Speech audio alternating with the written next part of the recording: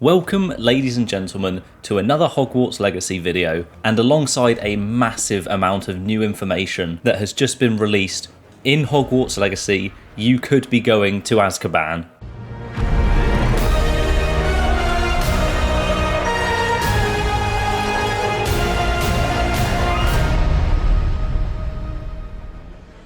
So before we get into this video, if you're looking forward to Hogwarts Legacy, it's so close now to the launch date for the next gen consoles and for PC. Leave a like on this video and subscribe to the channel because there will be more content coming out leading up to and following on from Hogwarts Legacy's launch. So be sure to like and subscribe, and go back, check out the previous videos on this channel, because in yesterday's video, which I'll put up on screen now, we spoke about the leak of the character menu for Hogwarts Legacy, as well as the entire map in and around Hogwarts that we will be able to traverse in Hogwarts Legacy. But those bits of information were supported by concrete images from the art book, and it turns out that the exact same user has so much more information for us. So if you take the images from the art book as a legitimate source, you have to take these bits of information as equally legitimate, because a lot of the information spoken about here can't be backed up simply by an image. Like the first bit of information here, which is the actual length of the game, because Hogwarts Legacy, the campaign itself, is said to be 35 hours long, and that is a good length for a campaign. It's not anything too crazy, it's nothing like the massive Assassin's Creeds that have been completely bloated to make the main story seem even longer. And that 35 hours does not include side quests, because the side quests included are said to double the length of the game to 70 hours, and that might seem crazy, but that includes 100%ing the game, so that will probably include a lot of collectibles. But we have seen a couple of side quests already, just from the developer showcases, including speaking to a Gryffindor in a courtyard and a young Ravenclaw who had a quest relating to gobstones. So it seems we'll be finding side quests everywhere we look. Out in the open, they may be fewer and further between, but at least in Hogwarts you'll have students everywhere who need your help. But speaking on those side quests, it is said here that the side quests in the game are rich. The gameplay tutorial is functional, and there is independent dungeon exploration, which we already knew actually from the trophy list for the game, because there was a trophy called the Intrepid Explorer for discovering all cairn dungeons, as well as of course there being boss battles, and it is recommended here to complete as many side quests as possible before advancing the main story. Hopefully that means that the side quests will be teaching us really powerful spells and really unique spells that will be really helpful throughout the main story, especially in combat, or potentially new recipes for potions, or of course just generally for upgrading your character. But this is great because it means that hopefully the side quests are actually worth it, and that means that everyone who I come across who needs a bit of help, I will be doing everything I can because I know it will be worth it for my character as well. Now the side missions that are tied more to the mainline story, there are only 3 of them, and we've been able to get a look at them in previous trailers. We have Poppy Sweeting, the Hufflepuff companion who has a whole side mission focused on herbology and on magical creatures. We have Nat Sion with her own mission, and Sebastian Sallow, which we have been given a completely independent trailer for, which included the Cruciatus Curse. But those are only 3, and as everyone on social media realised very early, they were completely ignoring Ravenclaw, and it seems that Ravenclaw don't have a bigger mission. There will of course be Ravenclaws throughout the castle, as I mentioned the Gobstones girl, to give you smaller quests to go on, but as for a larger character who has more effect on the story and as one of your genuine companions and friends, it doesn't seem like there's a Ravenclaw at all. Now I briefly mentioned puzzles earlier in relation to dungeons, but there are nearly 100 of Merlin's puzzles in the game. Whether that means our character is some sort of a descendant of Merlin, we'll have to wait and see, but it says here that the puzzles are solved in a variety of ways, covering almost all of the magic that the player has learned, which is great because we know there are so many spells. You can have 16 spells equipped at any one time, so God knows how many there will be for us to learn throughout the entire game, and the fact that it won't just purely be Wingardium Leviosa and Accio from every puzzle, that's really great news to hear. But now moving on to some of the restrictions of Hogwarts Legacy, because it says here that looking back at the first game preview in September 2020, 90% of that content has been cut or redone. Now redoing content, I completely understand. If they thought they could improve it, it makes absolute sense to go back and take the time to make it better. But it's the cut content here that we really want to focus on, because it turns out the large map that we looked at in yesterday's video was cut by nearly a quarter, and that the map blocks of the Highlands and the swamp areas are still available but no longer playable areas. So whether that means that we simply can't explore them on foot, or maybe there will just be no quests in that area and they'll just be desolate, that is slightly disappointing. And it mentions here that it could be made into DLC, which would genuinely be amazing to have more areas to explore.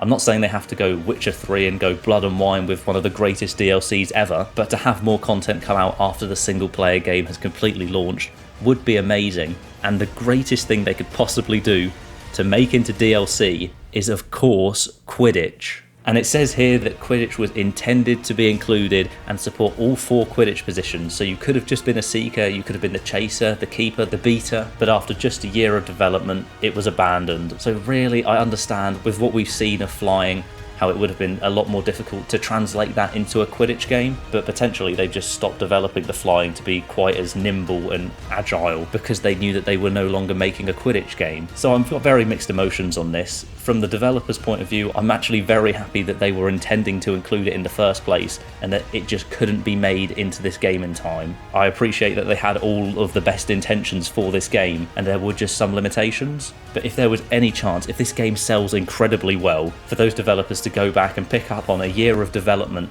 of a Quidditch game and actually push through and make that, add it as a new game mode, whether there's online features or not, it would be incredible. And if they gave us online Quidditch as a DLC, even if it's a year later, this game would go down in history. Now, segueing on from flying in Quidditch to flying near Hogwarts, the players can ride their hippogriff or a broomstick around and over Hogwarts Castle, which is of course great. It wouldn't make sense to have an invisible wall just around the North Tower, but it says that you can't ride a broomstick or a mount into Hogsmeade. Now, whether that means you have to get off your broomstick just at the entrance before you get in, or as soon as you land, your mount is gone, your broomstick's gone, and you have to proceed on foot. This feature as well, I do not mind at all, because Hogsmeade isn't a huge area, and so to make it seem more alive and more populated, and so you're not just trampling people with your hippogriff, I understand making you walk around all the shops so you can really appreciate it. So there are no complaints from me on this one. But speaking of Hogsmeade and their shops, the PlayStation platform exclusive mission, the Haunted Hogsmeade Shop, which is a little adventure mystery for our players and is going to be a PlayStation exclusive for a full year. So that means in 12 months, on the 7th or the 10th of February in 2024, if you've bought this game on PC or on Xbox, you will then be able to play this mission. So it's great to hear that the mission's interesting, but again, it's a shame that something that is a great addition to the game is locked for more than half of the audience who are going to be playing Hogwarts Legacy. Now, a couple of smaller bits of information include the fact that players can catch a phoenix inside the game, whether that'll be with a simple Accio or if there will be a lot more to capturing a phoenix. And whether that phoenix turns out to be Fawkes or not, of course it's not Dumbledore's time. He's about 9 years old at the time of this game releasing, so he's only a couple of years away from Hogwarts. But Fawkes, of course, won't die, so perhaps he's still with the headmaster of Hogwarts. He's helping out Phineas Nigellus Black this time, and we might first meet him in the headmaster's office. But speaking of Headmaster Black, he doesn't have much of a role, but has a fan-pleasing part in the main storyline, and I think that makes complete sense. We have Professor Fig, who we have a more personal relationship with, and he joins us on some of our adventures. But the headmaster, just like Dumbledore in a lot of the books, he'll be there at the start to welcome you to Hogwarts, he'll have a few moments throughout, and he'll of course be there at the end, but he'll just be there to entertain us in cutscenes and just be a general nuisance, even if we won't have to confront him face to face throughout our actual gameplay sections. And now the last couple of bits of more important information. One concerns the Avada Kedavra spell, which we have seen showcased in the Dark Arts Battle Arena, which was said to be an area where you could practice all of the unforgivable curses completely in isolation. And that makes sense because it says here that the killing curse can only be learned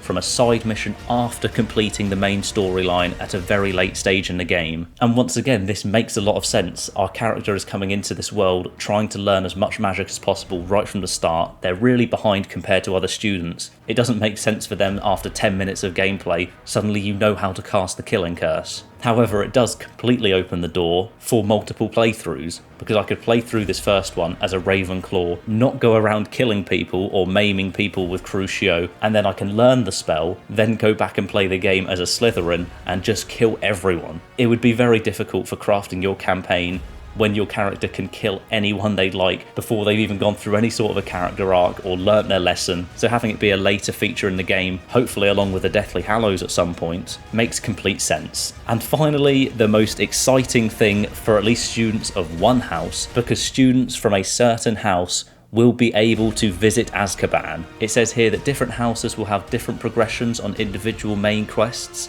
but eventually wrap up into the same result, which is a nice idea. Any sort of variety between the houses is completely welcome, but you have to assume that this house to visit Azkaban would be a Slytherin, because if it was purely based on our character's history and why they're entering Hogwarts as a 5th year, it wouldn't matter which house you're in. No matter what, if it turned out your parent or your uncle or your aunt was a horrifically evil wizard and was locked away in Azkaban, you wouldn't only go to meet them if you were a certain house of Hogwarts. You would go meet them no matter what because they're family. So who it is in Azkaban and why it only corresponds to one house, it only points towards it being Slytherin, because if there was ever going to be someone linked to the house who had done something so evil to end up in Azkaban, that would be the way they'd gone. And this has pros and cons to it. I'm happy for the multiple playthroughs thing, just as I said with Avada Kedavra. If you go through the game and you don't get to visit Azkaban, but you hear that you could if you chose a different house, if the game's good enough, you'll do that without hesitation. But then again, if it was very personal to the story and they'd made a big deal about going to Azkaban, it would have been nice to have everyone be able to do it in a completely separate side quest, rather than just a main quest but one with seemingly not too many repercussions, because of course everything wraps up the same way. So let me know what you would prefer out of this. Would you rather everyone could visit Azkaban, or have you already decided you're picking Slytherin and you don't want anyone else to experience the awesome thing that you get? Let me know down below, and leave a like on this video if you enjoyed it. Subscribe to the channel, because there will be, of course, Hogwarts Legacy coming out of my ears for the next month or two, so be sure to check out the channel.